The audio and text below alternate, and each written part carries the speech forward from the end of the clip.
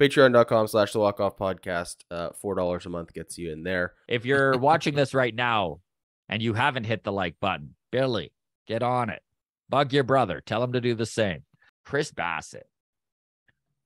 We heard so much about, number one, the innings he can log and how many pitches he has. He legitimately has 6 to 8 pitches in his repertoire that he is using regularly. I don't know if I could name 8 different types of pitches. I'm going to try right now because this is going to be entertaining, okay? We got fastball, we got changeup, we got curveball, slider. You know what? Cutter. Let's go back. Splitter. Knuckleball? Does he throw a knuckleball?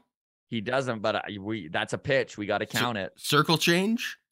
Is that just a changeup? See, this is the thing, right? This is the thing. Some of these have to be made up.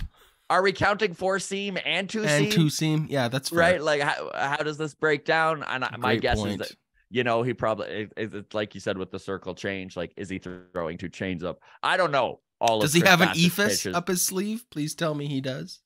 But this is one thing. Friend of the show and very, very one of the funniest comics in the country, if you ask me. Sean LeComber tweeted at us yesterday, right? And he basically said, it's like a comedian who says they have 4 hours of material, right? It's like, sure you do, but how good is that 4 hours? That's a great point. Yeah. And so that is the question for Chris Bassitt and his 8 pitches. Now, you kind of brought it up while we were texting last night. And that is that he's calling his own game. He has to. There's no time for him to be shaking off pitches. Right? There's no time for Danny Jansen to be out there saying, hey, give me the circle change. No. Okay, give me the change. No. Okay, give me the cutter. No. Give me the knuckleball. 4-seamer? No. 2-seamer? And it's a pitch count violation. So yeah, that's the thing is because of that pitch variety and all those options, he just has to go, this is what I want to do, I guess. I mean, the alternative is just do what you're told, buddy.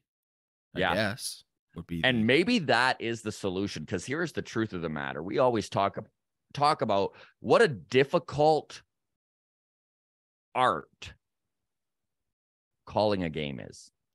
And how long it actually takes for a catcher to develop that skill set and to be able to roll with the punches, go with the game flow, and still be able to call the pitches needed at the time.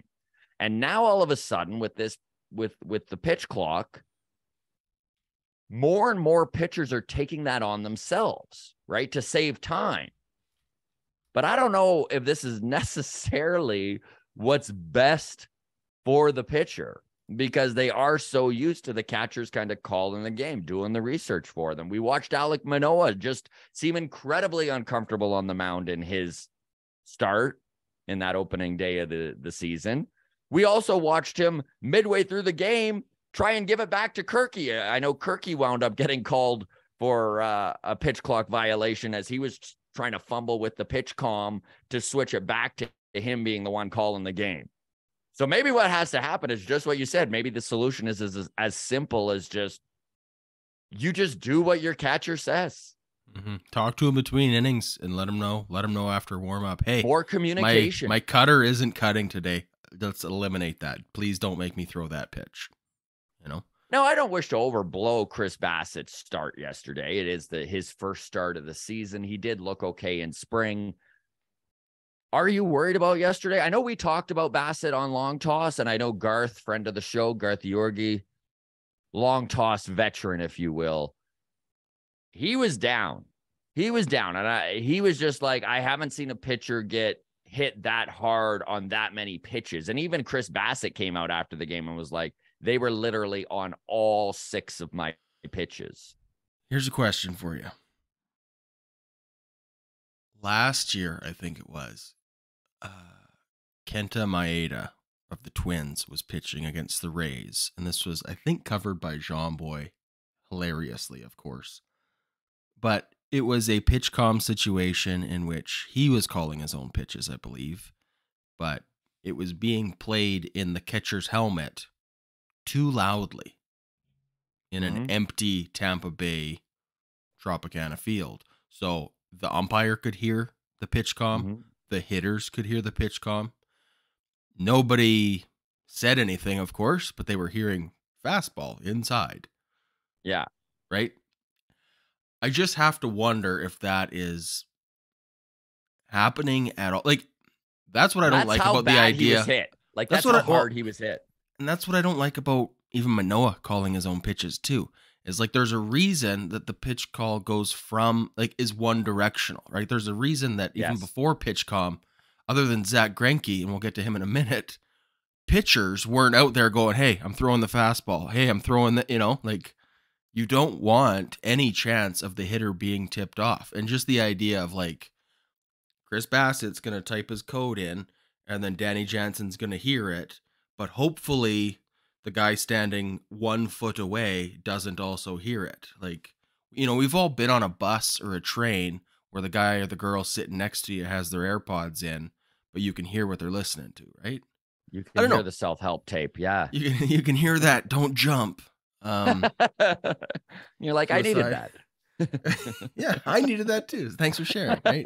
We all need a little help sometimes. Just like the hitter needs to know if it's a circle change on the outside. Exactly. Really saves you the hassle of setting up trash cans and algorithms. Yeah. Yes. Just... Now, I'll be honest. I don't think that was the scenario, but because at this point, I don't think so either, but he was hit so hard and it was like they knew where the pitches were going to be enough that you were just like, what is happening? Right. So you start to like think stuff exactly like that. I don't know the solution here. All I know is that for now, I am completely fine writing that off, being like first start of the year. Let's move on. Let's not overreact here. And let's see what happens in his next start. Yeah. I mean, performances are relative. It was the St. Louis Cardinals, we didn't just get beat up by the Pirates or the Tigers, They were Oakland on the road. Didn't just do it. Yeah, it was a road series. So, I mean, it's early. Everything, especially pitcher related, is so much smaller of a sample size than anything else, right? Like for any defensive players who have had 20 at bats already, or 7 fielding opportunities that they've all thrown into the dugout or whatever, right? Whereas like a pitcher, it's like literally one bad start. It is what it is. We saw Jose Barrios had a bad season opener last year and he bounced back phenomenally, right? Pitched to well under a 7 ERA. I say with full sarcasm in effect. No, okay, so Chris Bassitt, I mean, the only reason I'm worried about it is because we are really counting on him. Yes, and that's right? a great point. Speaking of Jose Barrios and Yusei Kikuchi, those are 2 wild cards, emphasis on the word wild. So if Chris Bassitt is not going to be, and again, way too early, yes, but this is why the panic is even creeping into the picture. It's just that we really need a third solid pitcher. There's already so many question marks in this starting rotation that to add a third question mark does make my heart palpitate a little, like irregularly, if you will, right? Like it's not the best scenario you could dream up. That's for sure. And the whole sales package around Chris Bassitt was that he was supposed to be consistency, like a model unsexy, of consistency. Yeah, just a 3.5 to 4 ERA from start to finish. And, yes. I mean, yeah, like I'm sure it still will be.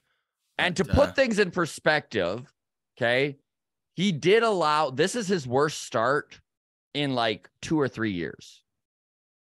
There was not a start his whole time with the Mets last year that looked like this. So I hope that's something we can hang our hat on and just be like, this is an anomaly. I mean, people who do their homework better than us are going to chime in, though, and say, yeah, but his velocity's down, and this is down, and these metrics his velo is a bad little down. Year, so. I mean, he's normally a 93 to 95 guy, and it's been a lot closer to 91 to 93. Of course, that makes a difference. It is the beginning of the season. Yep. He does know his routine. He's 34 years old. I personally think that by the end of April, he is going to be fine. His I think you're right. velocity is going to be where it should be. And I truly do believe when it comes to scouting players and doing their research on who they bring in, the Blue Jays normally do a pretty good job of that. Now, I know there's a lot of people who can comment right now about Yusei Kikuchi, but, you know, on the grand scheme of things, for the most part, that tends to be the case. So fingers crossed that that's the case again. We've got a big mailbag coming up tomorrow, and I would love to hear where everyone is at on Chris Bassitt.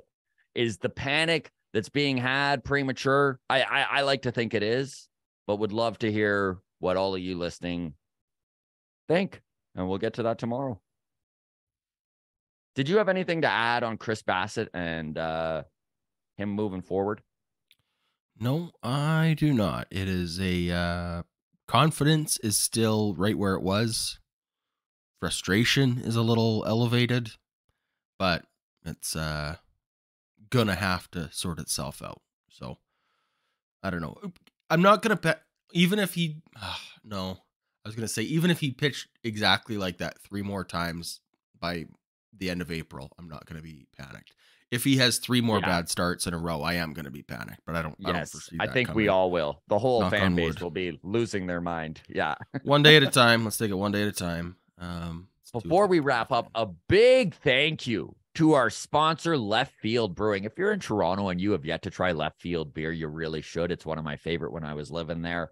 Leftfieldbrewery.ca. You go to their shop, you spend $55, and then the free koozie is on us. All you got to use is the code WALKOFF. Do that now.